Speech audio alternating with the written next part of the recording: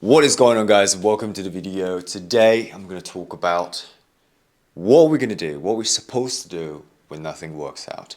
And then I believe that everyone went through that kind of scenario or situations where you're trying so hard or you're trying this and that in different ways, but somehow nothing works out and it just end up frustrating it even more. And I'm going to share exactly what to do to prevent that frustrations and burnout. And instead, I'll share what exactly you need to do to stay calm and change the situation for better. But right now, I'm just gonna have to change my clothes and then we're gonna go hit the beach because I think it's an absolutely beautiful day. Have a look. I'm not sure if you guys can see it. It's beautiful weather, and I feel like the last 3 days, this challenge, shooting every single day, YouTube, you guys are probably not really happy seeing the same fucking view. So let's just go to the beach and then feel good and calm and then talk about what we can do to change that. Alright, so we are instead of the beach.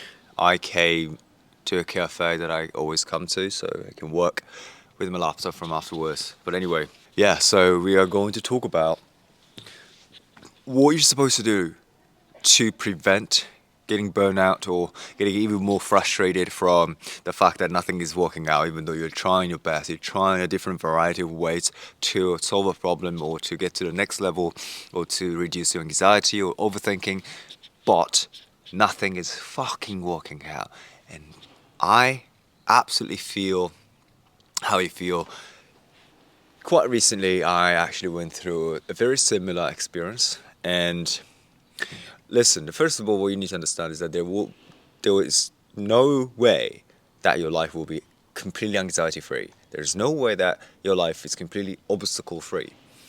We will definitely deal with all of these, but the difference between the people who get burnt out or like just don't know what to do and just like go crazy or cannot do something about it, and the people who can overcome or who can deal with these certain obstacles in life. The only difference between is that the way to deal with it, right? This is how you can deal with it. Because if you don't know how you can deal with it, like imagine that there's obstacles, but this wall, right, in front of your face is made by ice. Obviously, if you punch or kick or head nod onto the ice wall, then you most likely get injured, right? And that's exactly what happens. But if you have a boiling water, then you can melt the ice, which is the right way to overcome the obstacles. Or if you have some like hammer or some other weapon thing that you can break the ice. But most of the time, melting the ice is the fastest and easiest way to overcome that wall. And that's exactly what I'm talking about right now. We have to understand how you can approach to each obstacles and how you can deal with it. And specifically, what we're talking about in this video is we need to understand there will be a period of time, multiple times in our life, there's something that's happening and we cannot do anything about it. And the more you resist, the more you persist. Imagine the river, okay? If we are to be a salmon, we are swimming against the current. But there will be times that is heavy rain, storm, typhoon hits, and then the current is insanely strong. There's nothing the salmon can do about it. It's just like go with the flow. To surrender to it. The more you resist, the more you get frustrated and tired, and your effort eventually becomes waste of your time and energy, and then that even more frustrates you. So here's exactly what you need to do. And then you know what? I'm going to share every learning from doing this everyday YouTube challenge with you guys that I found out. I think it's a good idea to have a bullet point. So I have a bullet points on my phone that I screenshotted from my laptop. That there's a few keys that I want to share in this video, so at least I'm not going to go all over the place and not having the accurate tips or the guidance for you to listen and implement in daily life, because my purpose or the intention to do this every single day, posting YouTube, to share things that actually help you, it's not just me talking and doing, posting YouTube every day, but I want each video contains high values for people to actually do something about and change perspective, or whether it's the practices that we can do, or something that actually helps you. Okay, so I've learned that it's better to have a bullet point. Obviously, this helps us, helps me, and helps you. So the first point is that I actually recently posted a video about this, but there's a saying in Japanese. Have you ever watched my Insta story or Insta reels? Then let me do this. If you like Japan, Japanese, sushi, anime, anything about Japan, you have to know this one. In Japanese, there's a saying which goes, "Isoga ba maware." And this means when you're in rush, you better take the longer route. And I know it sounds very complex and paradoxical, but hear me out. This saying originates in this Biwa Lake. It's the one of the most beautiful lake in the world, in Japan. This Biwa Lake, there used to be a ship, like a little boat, that takes people to get to the other side of the lake. However, this boat often gets sink, right? Often get lost in somewhere. So even if you're in rush, even if you want to take the fastest route, people were saying that it's better to take the bridge, even though it takes longer. But because of the risk, because of the it could, get lost in the middle of the trip to get to the other side of the bridge, other side of the lake, it's better for you to actually take the longer route. And then the saying came from that, the Biwa Lake with this little boat, which often get lost. And it applies to our daily life. And this saying is really common in Japan for Japanese people to use. And the reason why is because when in rush, we want to speed up the process. We want to do something quicker than usual because we want that right now. And then one of the reasons in a modern society, it's beautiful, isn't it? The bird chirping. You know the A$AP Rocky. I forgot the name of the song, but the bird chirping, sipping some wine and feeling fine. That's how I feel. But instead, I'm sipping some coffee. Anyway, so because in modern society, and especially our generations, or the people who live in this modern society with the Amazon Prime and all the convenience inside of the internet, or in the society and the city life, that everything is so instant, right? Cooking is so instant, everything is so fast. If you go to one of these restaurants in Japan, it's just so fast. Literally, one of those restaurants is known for a fast delivery, and which order with the machine, and then you can get what you want, the food and meals, within like a couple minutes, which is very fast. So we are getting used to this like fast-paced consuming lifestyle, which actually doesn't help us to appreciate and to master a craft, to be patient, so that it is actually making us feel impatient and not being able to be present in the moment, not be able to appreciate what it means to eat. They agree with me. Anyway, so my point is, the instant gratification, it happens on the social media. We get texts all the time. It's like phone is ringing, bam, bam, bam. It's like dopamine, dopamine, dopamine. So that is why the isoga ba mare, that the saying is so important, especially for nowadays. Because back in the days, like people, took time to get to point A to point B. And now everything is just so convenient, so fast. We just are genuinely impatient. And I know when you're in that situation where you're struggling, you want to get to the next level, you want to, improve something, you want to fix some problems. When you're in that situation where you're working right now, and I know we lose the patience, and I think it didn't change from the back in the days. However, that is why it's a good reminder for us to have when we are in the situation where we're putting so much effort, trying to do something about it, and we're getting emotional. Just step back and take the longer route. The next point that I wanted to make is that when we are in rush and when we are caught up with like, okay, shit, nothing is working out. And as I said, there was an experience recently that I feel like completely like stuck. I was doing all my best, and then making a bunch of videos and changing a lot of things, and then making improvements and etc. But somehow nothing was working out. And one of the reasons why was because something, what I would call it, let me call it God. The God was telling me to come back to where you started, come back to where you belong. And it was very interesting because every time that I am on somewhere outside of the path that I'm supposed to be, something, God or nature or some science from the universe, is telling me to come back to where I belong. And you should also definitely pay attention to what surrounds you and what it's trying to teach you, because the more you listen to it, the more you pay attention to it, and then obviously the clearer the sign becomes. So when you pay attention to these signs, and then you quickly understand that, okay, this is I'm not supposed to do it.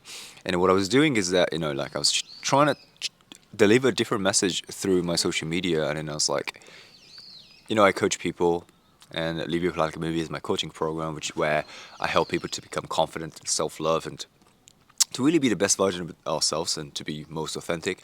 And I think eventually be able to, like a lot of people from my community in the program be able to now do something that they're passionate about. They feel so alive, rather than just compromising in their life, or like not feeling satisfied, not feeling good, and being able to love themselves. A lot of people are doing things that completely outside of their comfort zone, and literally just crushing it. And I decided to just, whatever I was doing, I was like, okay, you know what? Fuck it. I surrendered to the sign, and I surrendered to the intuition, because you have to listen to intuition at the end of the day. All the device cannot beat intuition, because intuition is beyond time and space. So I listened to that, and I came back exactly what I was doing, and I changed everything. I made that change the last almost like 6 to 8 months. But I was like, you know what? It doesn't matter how much I spent in terms of time and money to make such a change. I'm willing to go back. I'm willing to listen to this intuition or the sign from the God, because it knows everything, right? Our knowledge is so subtle and so small and just nothing compared to something that is just beyond time and space and universal level that travels everywhere instantaneously. And then you can download that if you're so in tune with yourself and with, the God and universe. And thank you. Did you hear that? It's like the crows. I'm not sure if he or she is bitching about me shooting YouTube, but it sounds like he's so excited. Anyway, so what we're supposed to do is this. When you bump into obstacles in a certain period of time, you feel like there's nothing you can do about it. It's just everything is frustrating you. Come back to what do you want and why you're doing this. Okay? Especially when you're chasing something else, then your vision is completely blurred. Right? So like, come back to where you started. Come back to what you wanted. Come back to why you started this in the first place. And that really clears the vision. And then if you're doing something, or what are you doing is not aligned with the vision and intention, then it's easy for you to just fix the problem. And also, a very, very important thing, if you do this, then everything will just be clear. When you bump into the obstacle, nothing is working out. Do nothing. Do nothing. And I know it sounds like a fucking opposite advice that I should give. Do nothing. It's like, so then we should, like, do you want me to struggle and then just like die on the floor? No. What I want you to do, think about a meditation. What do? Nothing. But how can you do such a significant change, such as like visualizing yourself and then feeling so good and like reducing anxiety and tapping it into the gamma waves which you cannot tap into except practicing a meditation or practicing a certain sport for like such a long time. So there's absolute power in a spiritual level and an energetic level that you can gain from by just doing nothing. But by doing nothing, what I don't mean that doing nothing and just worrying about 24/7 just like keep frustrating you, but you have to learn how to do nothing and then be okay with it. Imagine when you all of a sudden you remember, wait, did I turn the gas off? Now what's gonna happen? You start to worry about, oh shit, maybe I didn't. Maybe my house is gonna be burned down, and maybe I'm gonna lose my laptop, and then maybe, fuck. Despite the fact that it was completely turned off, your mind goes crazy, and then you might gonna go back to your house even after the 30-40 minutes trouble to work or something. You just like keep worrying, and oh my god, and then you're so convinced that you didn't, and you go back to your house. And then it happens to a lot of people, right? You're just worrying about things, and then it just turns out, whew, it's like nothing. It's like, I just turned it off. Thank God. By being able to do nothing and being completely okay with it, not worrying about at all, calming your mind, reducing anxiety. And I'm not saying that, okay, so do it, all right? I have a lot of guiding meditation that I can help you with to achieve that. And I'm going to tell you, it doesn't change anything. It doesn't change anything for you to emotionally go something and do something about it and doing something wrong, or do nothing and then learn how to sit with it and how to be okay with it. Which one do you think it's actually rationally, logically beneficial for you? Be learning how to cope with that in a very quiet, silent manner which is essentially strengthen your mental state in your mind for you to sit and then be less reactive. Or you just go crazy and then run around and like do something and just like it's completely chaos, and your mind is chaos, your body is chaos, you're just frustrated and then trying to do something which is you're doing completely wrong because you're being emotional. Imagine that. Which one do you think it's beneficial for you to actually achieve something that you want to achieve? Which in this case, you want to solve a problem, you want to get to the next level, you want to fix whatever your business is about, or you want to gain confidence, you want to love yourself. Learn to sit. And this is exactly Isogaba Mawale means. When you're in a rush, take the longer route, because when you're in a rush comes from your emotional state, believing that you have to be in rush. But the truth is, what you need to do is to be conscious about the path that you're taking rather than be cautious about everything else. With this said, go check that out, my meditation, and I have actually one of the best meditation is my original meditation. Well, everything is my original meditation, but it's called this meditation is called active meditation. I use a lot of hypnotic way to combine with the meditation, because hypnosis is essentially by the study. That is one of the best way to eliminate your limiting beliefs and reprogram your mind. So check that out and let me know in the comment, and I hope you will find a way to learn to just be okay with it. And I'll see you in the next video, which is tomorrow. Alright, ciao. Live your life like a movie.